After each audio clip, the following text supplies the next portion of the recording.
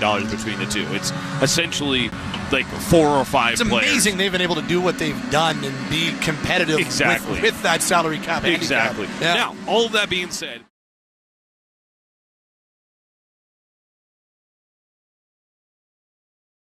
dollars between the two. It's essentially like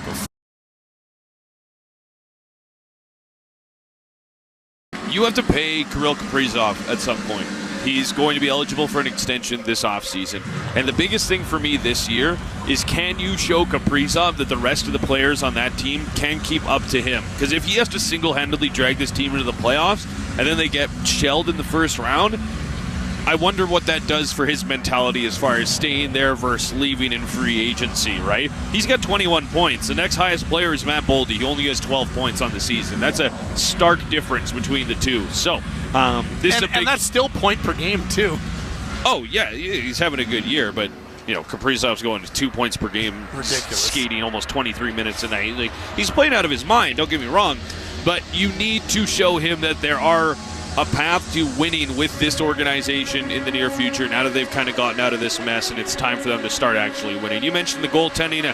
It's really changed for them this year. That's great news. And the biggest question is, can that hold up? So, TBD.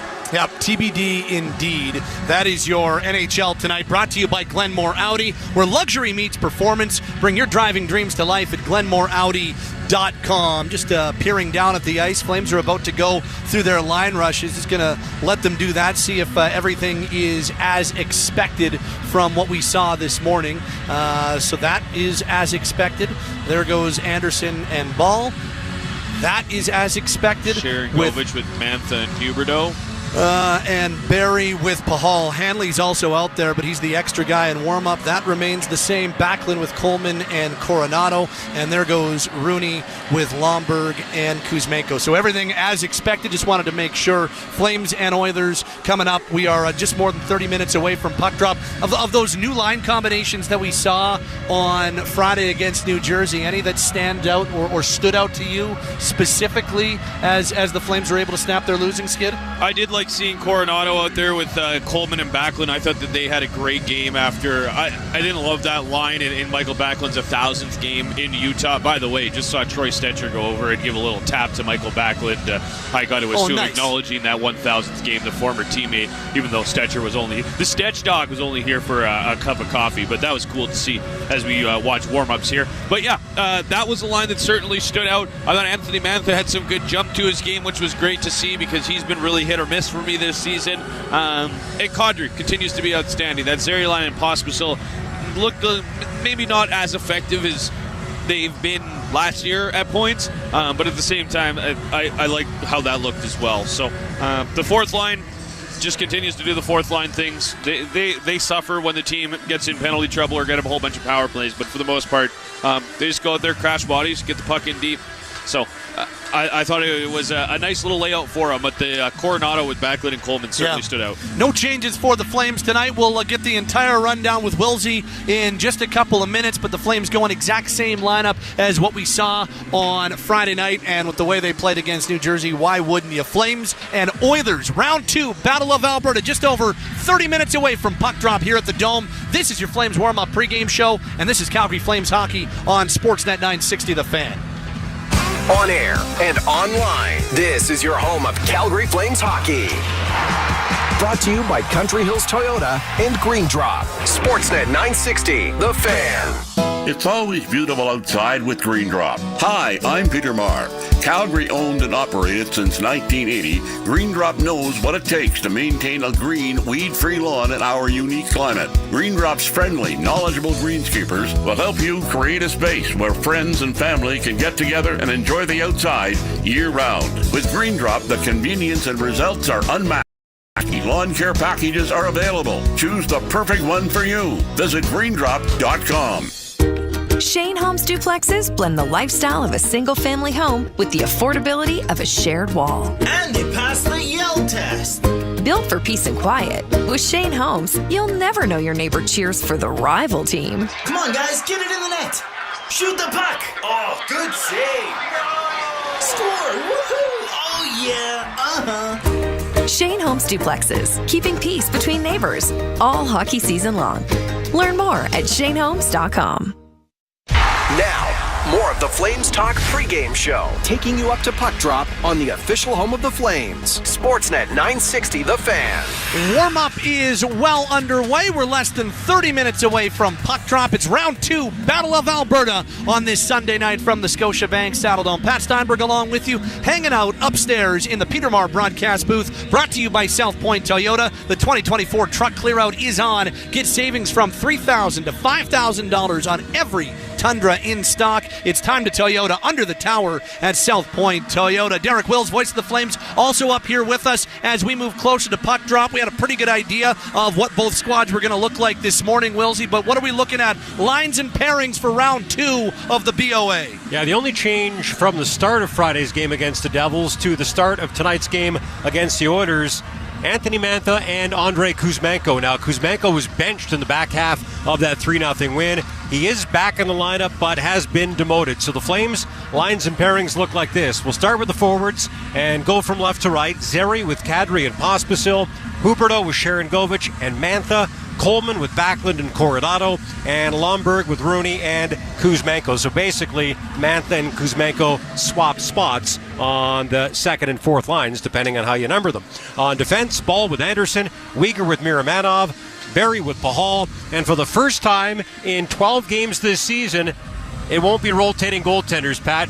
Dan Vladar with a 22-save shutout on Friday night has earned a second straight start. It's the first time this season that a Flames goaltender gets back-to-back games, and with the way he played on Friday and the way he's played in his career against the Oilers, why not? Speaking of the Oilers, their forwards from left to right, Podkolzin with Draisaitl and Arvidsson, Skinner with Nugent-Hopkins and Hyman, Janmark with Henrique and Brown, and Kajula with Philp and Perry. On defense, Ekholm with Bouchard, Nurse with Dermott, Kulak with Emberson, Skinner gets the start and goal, and Pickard will back him up. So the Flames, Willsy, came home on Friday, put together a really solid night, come away with a well-deserved 3-0 win over New Jersey, as in stark contrast to the 6 periods they played on the road in Las Vegas and then in Salt Lake City. What was different on Friday compared to the 2 prior? Yeah, I mean, I didn't mind their first period at T-Mobile Arena, Pat. Shots on goal in that game against the Golden Knights were 6-6. They were down 1-0, but I didn't like the second and third periods in that 5-0 loss, and I didn't like any of the periods in their 5-1 loss to the Utah Hockey Club a couple of nights later. And I must admit, I was wondering in that game against the Golden Knights if the Flames were maybe looking ahead to their first ever game against Utah Hockey Club. It was Michael Backlund's 1,000th NHL game. Thought they would have plenty of jump in their step in that one, and they didn't. They were as flat as a pancake, or as I said the other night, a crepe, which is even flatter than a pancake. They just didn't have a lot of life. We thought they would be better, but weren't completely convinced because we thought they'd be better against the Utah Hockey Club than they were against the Vegas Golden Knights. But we thought they would be better in the homecoming for Michael Backlund and the celebration of his 1,000 NHL games when they took on the New Jersey Devils on Friday. And they absolutely were, for me, one of the top 2 games they've played in this season. Pat, first and foremost, they had life from start to finish, and they just stuck with it. Despite being, in my opinion at least, the better of the 2 teams pretty much from start to finish on Friday night. We didn't get the first goal of the game until the back half of the third period, but the Flames just kept playing the right way and eventually got rewarded with that. They score 3 goals in less than 3 minutes and get their first shutout win of the season. The other thing for me, Pat, I thought it looked like they were playing like they were skating in quicksand on Monday and Wednesday, and on Friday it looked like they were skating on ice, which is what you're supposed to do when you're playing hockey, but they just looked so much faster, and it was a lot of fun to watch that game against the Devils. I thought it was a well-played game by both teams, but certainly one the Flames deserved to win as they snapped their 4-game losing streak. Okay, so, and you take a look at Friday's game, really solid 60-minute 5-on-5 game. very similar to what we saw exactly 3 weeks ago tonight, Yeah. a 6 o'clock start in Edmonton when the Flames beat them 4-1. Now, at that point, the Oilers were off to a miserable start to the season. Calgary handed them another loss, maybe normalized a little bit. How do you look at a strange start to the season for this Edmonton group? Well, Pat, I said that Friday's game against the Devils was one of my top 2 games of the year for the Flames. Other one was that one? The other one was that one, and I probably would put that game at Edmonton first, simply because Connor McDavid was healthy in that one. And I thought the Flames did to the Oilers back on October 13th what the Flames did to the Devils on Friday, and that is play a patient game. They stayed on the right side of the puck. They really made it difficult for the speedy Oilers then and the speedy Devils now to get through the neutral zone with speed. And even when they got across the offensive blue line, had a tough time getting to the middle of the ice. So we know that's the blueprint for this game against the Oilers tonight. As far as the Oilers are concerned, like the Flames, kind of a strange start to the season. The Flames were 5-0-1 in their first 6, and then 0-4-0 in their next 4. The Oilers 0-3-0 in their first 3, but 5-2-1 in their last 8. They have played one game without Connor McDavid. Tonight's game will be the second. He's supposed to be out 2 to 3 weeks with an ankle injury. Will it be 2 to 3 weeks? We'll have to wait and see, but he won't play in the Battle of Alberta tonight. But the Oilers, who have been one of the best teams on the power play and one of the best offensive teams in the National Hockey League for quite some time, with 2 of the best players on the planet in Connor McDavid and Leon Draisaitl, they have not been that this season, Pat. Despite the fact that they're second in the NHL in possession at 56.9%, only the Hurricanes have been better. Listen to these numbers. The Oilers' goals for 2.45 per game. That is 30th in the NHL, ahead of only the lowly Islanders and Ducks. And their power play, Pat, which has been top 4 for the last 5 seasons, 13.3%, 27th in the league. I know they're without Evander Kane. I know that Connor McDavid didn't play in the last game, but the Oilers still have plenty of talent, so it's hard to imagine their struggles scoring and their struggles in the PP continuing. But hey, the Flames will try to make it last at least one more game here tonight. Yeah, and most of us would have no problem if that were to be the case. Derek Wills with us here upstairs as we move closer to puck drop. We are a little more than 20 minutes away from the Flames and the Edmonton Oilers. It is round 2 of this year's Battle of Alberta. Let's go between the pipes. Brought to you by Alpine Credits. It is indeed Dan Vladar. He gets the first consecutive start for a Flames goaltender this year. He started Friday. He'll also start tonight. Vladar 3-2-1 on the year with a 2.65 goals against average and a .909 save percentage. He'll go up against Stuart Skinner in net for the Oilers. Skinner 2-4-1 with a 3.51 goals against and an .872 save percentage. Both goalies have good numbers against the opposition. Vladar very strong against Calgary. Vladar very good against Edmonton. Skinner very good versus Calgary. We'll see how that plays itself out tonight.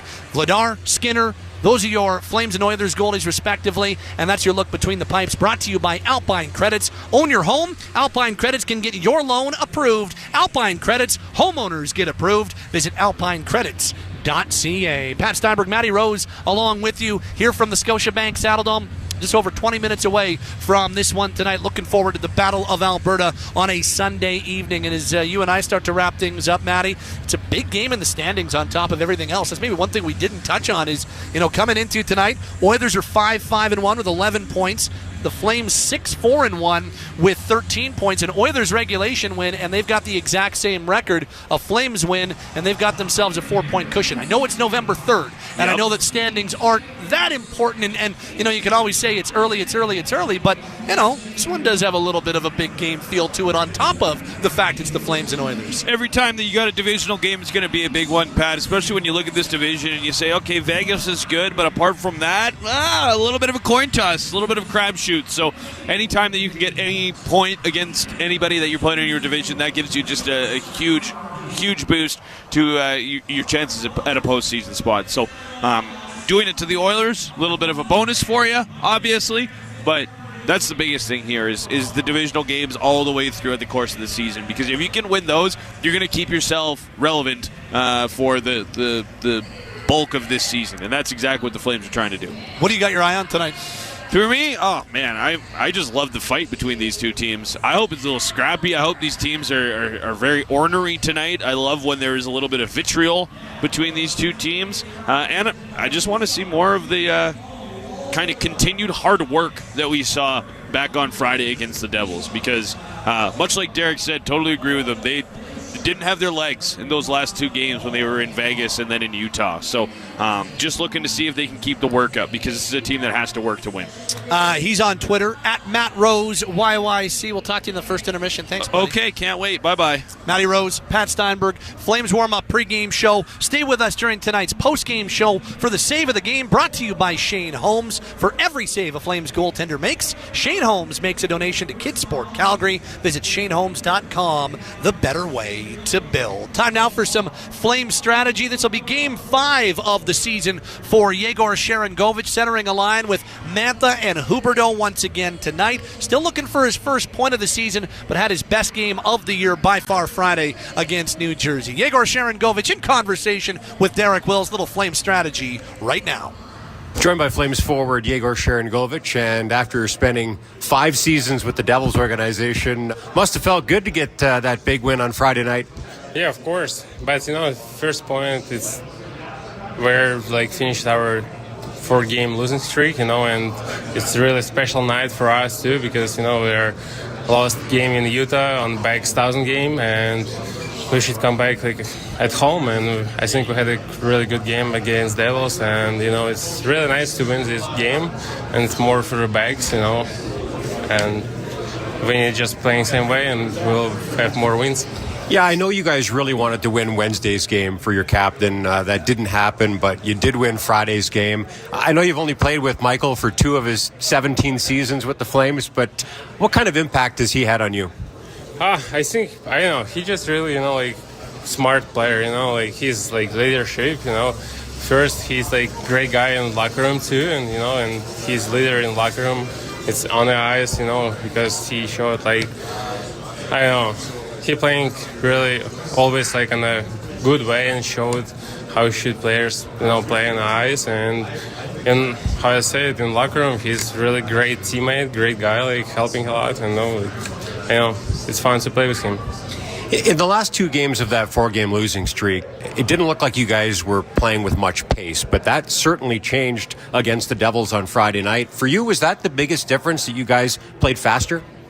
Yeah, of course. We, against the Devils, we played really better, because, first couple of games we did a lot of mistakes too, on the blue line, a couple of turnovers, and I think we find our way, against Devils, and if we're playing same way, this will be a good season for us. Speaking of getting up to speed, strange start to the season for you. And, of course, you're coming off a career year. You broke NHL records for most goals and points in a season by a Belarusian, and came into the season with plenty of momentum, and then you get injured in the final preseason game. You missed the first 7 regular season games, but you've got 4 under your belt. Is it hard to kind of get up to speed when everybody's got a bunch of games under your belt, and you're just starting your season?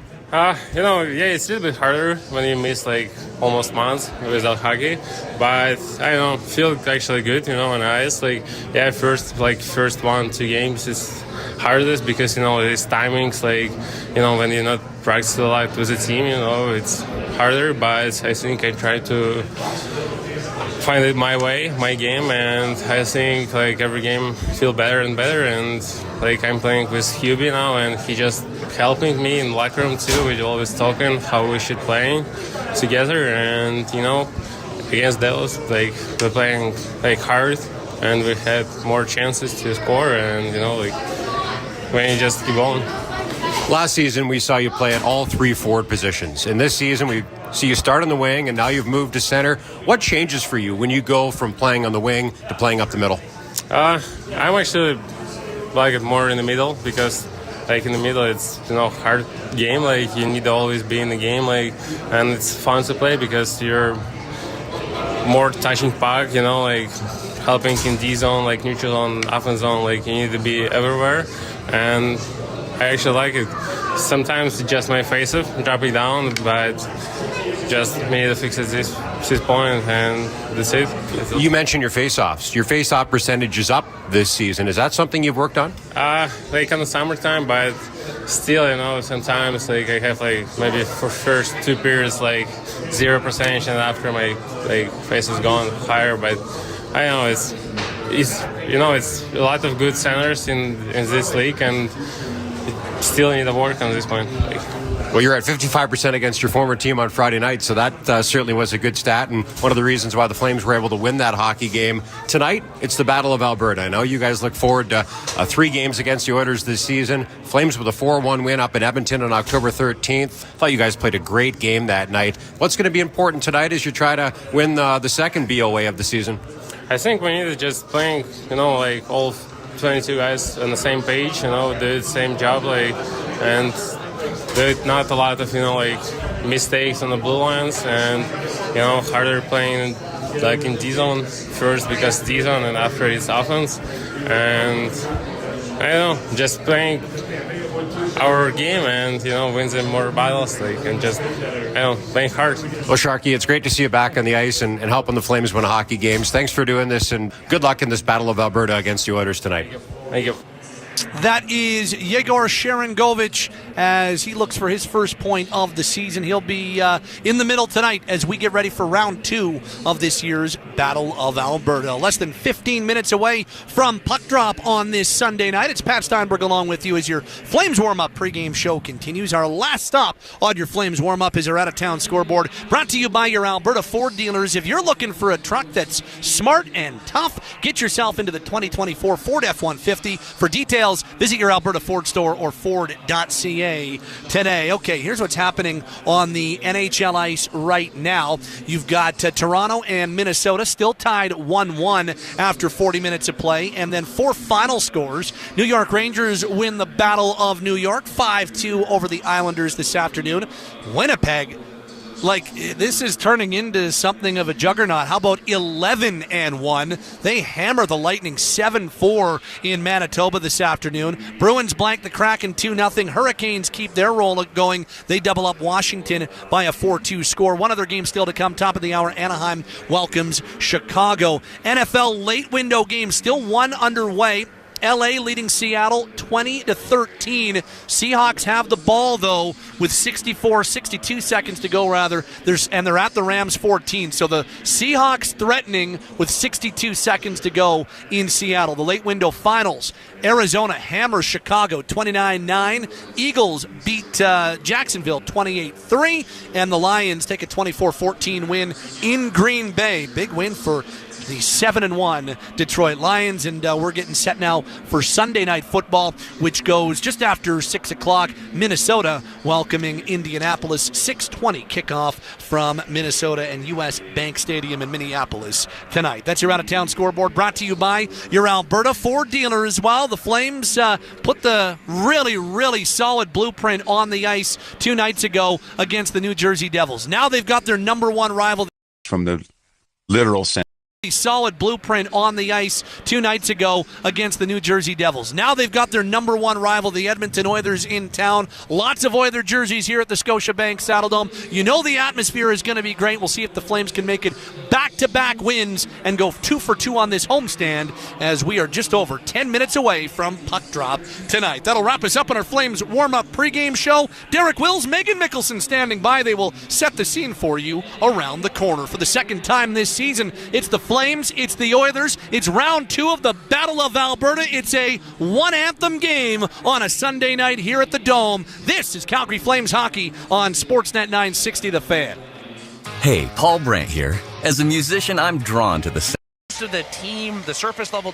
So this is a big game. The Chicago Blackhawks, they're 23rd or tied for 23rd with 2.67. So you go down the list. The Anaheim Ducks are currently leading in the goals allowed, 2.7. So they're giving up very few goals, and it's just really led by stellar goaltending for the Anaheim Ducks. I mean, you're sitting 6th, and that just goes to show we've seen some tough moments here from a skater's perspective for the Ducks, but the goaltenders continue to hold strong, and also penalty minutes. Look, this is a much more disciplined Anaheim Ducks team. They're 6th with 7.1 penalty minutes per game, so they got to continue that discipline and hopefully pop a few on the power play. Thanks, Emerson and Steve, for joining the pregame show. The lights are going down here. We're getting ready for the Anaheim Ducks taking on the Chicago Blackhawks. The first game in the month of November for this Ducks team, looking to get things going on the right foot. Steven Emerson will have Puck Drop for you when we come back on the other side of the break. And thanks so much for tuning in for the pregame show on Duckstream, powered by TuneIn.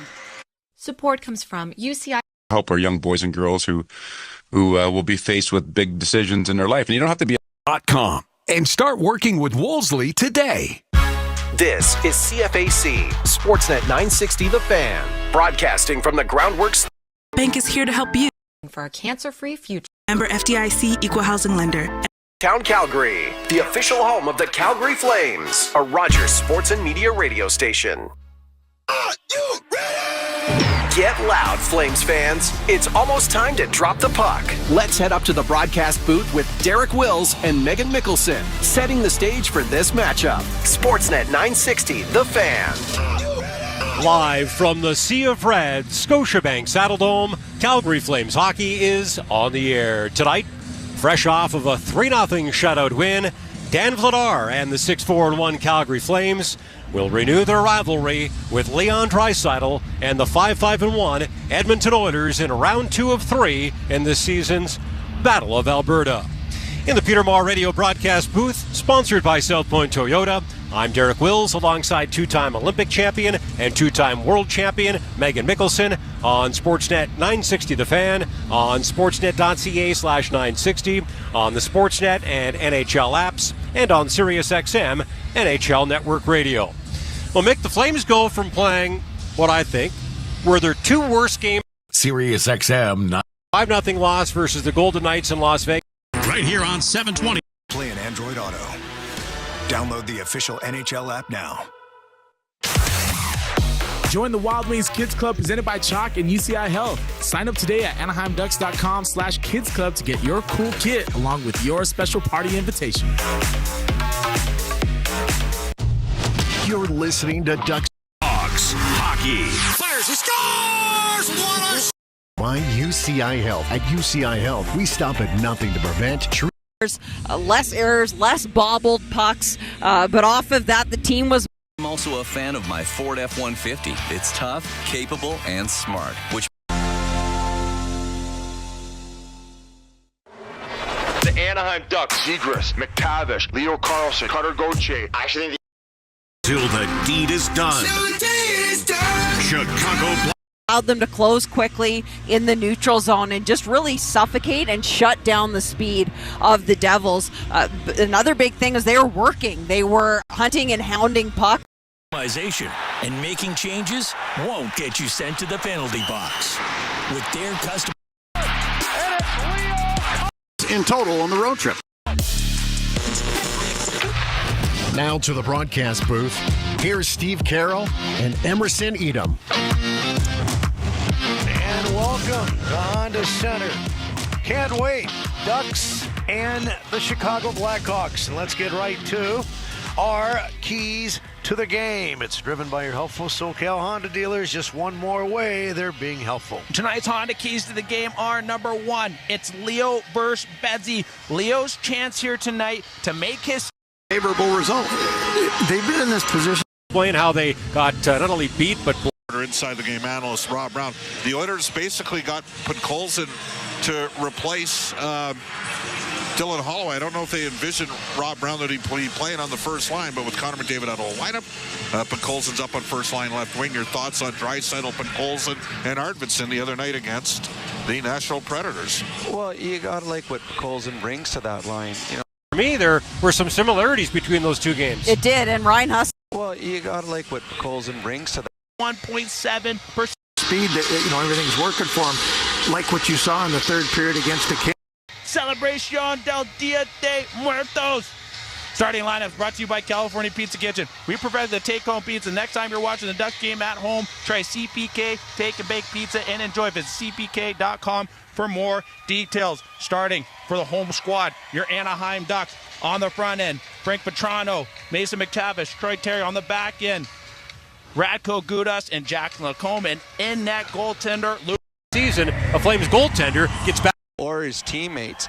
And season, a Flames goaltender gets back-to-back starts. Yeah, and wouldn't hang the games in Vegas or in Utah on the goaltenders by any means because the team just didn't play well in front of them. But Dan Vladar was absolutely outstanding against New Jersey. Look at A willingness of him to drive the net, which is another bonus for him. But that's what you're looking for. Shandor Alfonso and Jesse Markey. We're sending out the call for all SoCal fans to tune in to all Ducks home games because when the Anaheim Ducks win, you get a sausage, egg, and cheese McGriddle for only $2 on the McDonald's app the following day. Simply download and register on the McDonald's app today at participating McDonald's. All right. The two teams about to make their appearance. Chicago is first on the ice here at Honda Center, followed by your Anaheim Ducks. And listen, Phil Hewlett announces the Anaheim Ducks getting ready to take the ice, and listen to this big roar here in Southern California. Wow, Steve, and I'm sure you heard me. I was getting We're going to have a first intermission interview with UFC. Start to last season and a Not getting as many odd man rushes. Up this season. The Oilers would be 5-5-1, 11 games into the season, and maybe even more so that they would be 30th in goals for per game and 20.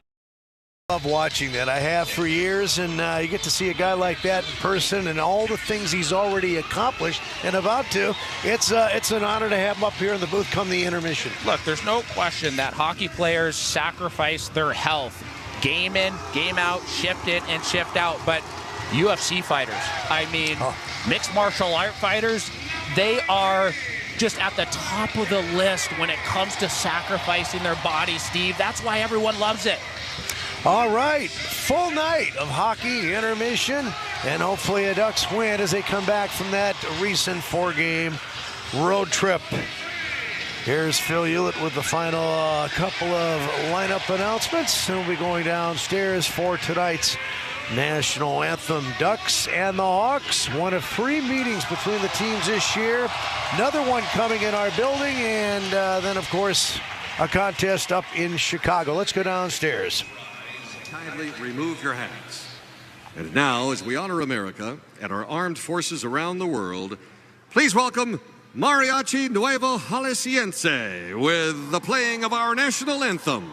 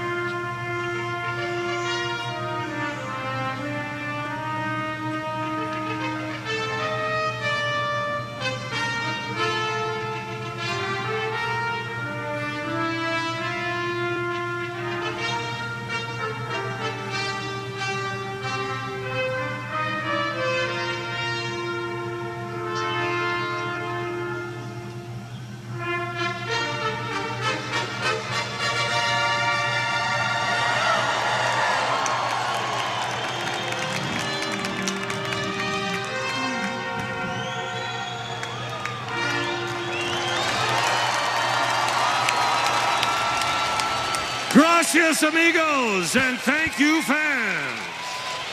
Hey, you know what? That was one of the best national anthems we've had here.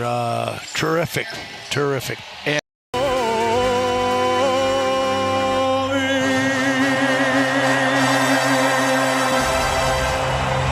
welcome back to the Peter Maher Radio broadcast booth, sponsored by South Point Toyota. High above the ice here at Scotiabank Saddledome in Calgary. We're getting ready for round 2 of 3 in this season's Battle of Alberta. It's the Calgary Flames versus the Edmonton Oilers. Let's now introduce you to tonight's starting lineups. We'll begin with the starters for Ryan Huska's Flames. At forward, Michael Backlund between Blake Coleman and Matt Coronado. On defense, Kevin Ball paired up with season's Battle of Alberta.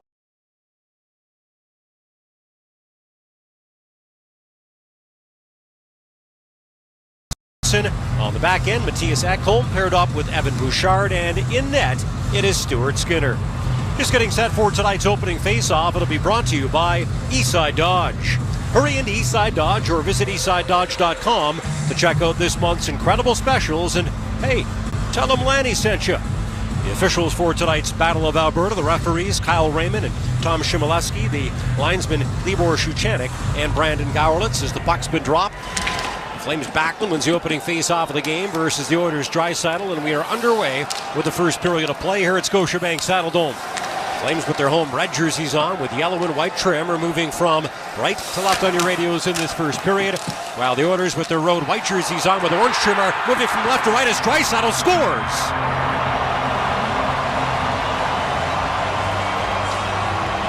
Leon Draisaitl left alone in front, spins and puts a backhand past Dan Vladar, and just 20 seconds in, it is 1-0 Oilers. Well, definitely not the start that the Calgary Flames want. It's huge when you're coming off of a win like they are against the New Jersey Devils that you want to have a strong start to the next game. So right off the very first shift, as Kevin Ball goes to rim the puck around the half wall, there's a board battle and the puck is recovered by the Oilers. They pop it out to the slot. Leon Draisaitl, who kind of got lost in coverage behind Dan Vladar, popped out in the slot, buried that one backhand. Well, Leon Draisaitl came into this game having scored 29.6% of the Oilers' goals this season. That percentage is up over 30 now as he's got the opening goal of this Battle of Alberta. Tough start for the Flames, but see if they can bounce back after a bad first shift. As Daniil Miramanov pokes the puck into the Oilers' zone, but the Flames are called offside on the play.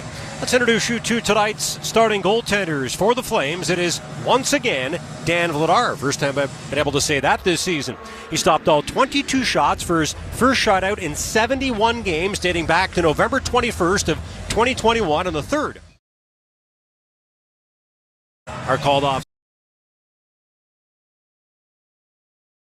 of his NHL career in a 3-0 victory over the Devils on Friday. On the season, he is 3-2-1 with one shutout, a 2.65 goals against average, and a .909 save percentage in 6 games. He's been really good against the Oilers in his career, and we'll get to those numbers in just a moment. Here's the game's opening goal. Year, assistant number 92, Vasily Podkolzin. Time of the goal, 20 seconds. Draisaitl's 9th of the year. Podkolzin at 20 seconds. And now Ryan Nugent-Hopkins has it in behind Vladar's net. He'll play at left point. Darnell Nurse with a drive, knocked down in front. And Jeff Skinner tries a shot, but has it blocked as Anthony Mantha will slide it up the left wing side to Jonathan Huberdeau. The team leader in goals with 5. Returns the puck to Mantha, who shoots off the outside of Skinner's net. And now Huberdeau feeds it in front, looking for Yegor Sharangovich. Bounces by him. Pahal tries to center it, but his pass goes off Mantha's right skate, and the puck deflects down the ice. So in his career against the Oilers, Vladar 3-1-0 with no shutouts. But listen to these numbers: a 2.26 goals against average and a .926 save percentage in 4 games. And he was good in Game 1 of the season series, stopping 25 of 26 in the Flames' 4-1 victory over the Oilers up at Rogers Place on October 13th. Matthias Janmark trying to bust in, gets pulled off the puck by Pahal as it bounces back to the right point and is held in by Connor Brown.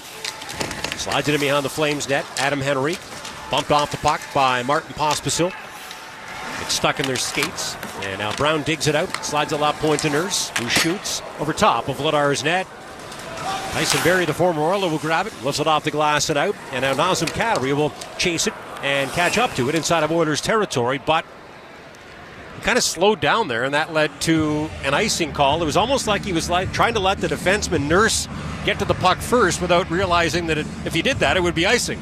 Yeah, that's called throwing snow. My dad used to give me a bad time about that when I was in Pee Wee. If I would let players go into the corner in the battles ahead of me. Well, you might have made that mistake in Pee Wee, but I'm guessing you didn't all that often in the pros. Nope. Bucking behind the Flames net. Here's Noah Philp centering, and now a shot by Nurse is gobbled up by the goaltender Vladar, and he'll hold on. One thing Chris Knobloch talked about in this morning's media availability was that he knows and recognizes, and the Flames are now known for being a very hard-working team that plays with a lot of intensity. And so for his group and the Oilers coming into this game, They wanted to match the intensity of the Calgary Flames, and you can tell they've done that really well early on in this hockey game. They are just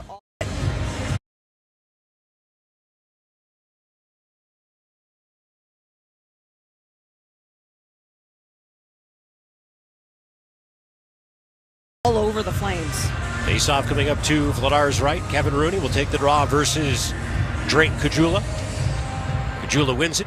Back to Corey Perry. Perry shoots. That shot goes off a body in front. And puck bounces up the near boards. Ryan Lomberg bumped by Philp. Will drop to Mackenzie Weegar. Slides it far side to Miramanov, and he'll send it out to center to Andrei Kuzmenko, who bounces the puck in. Kuzmenko demoted. Well, he was demoted in Friday's game to the bench. As you would say, he was a grocery stick in the back half of the 3-0 victory over the Devils. Tonight, demoted to the fourth line, playing alongside of Lomberg and Rooney.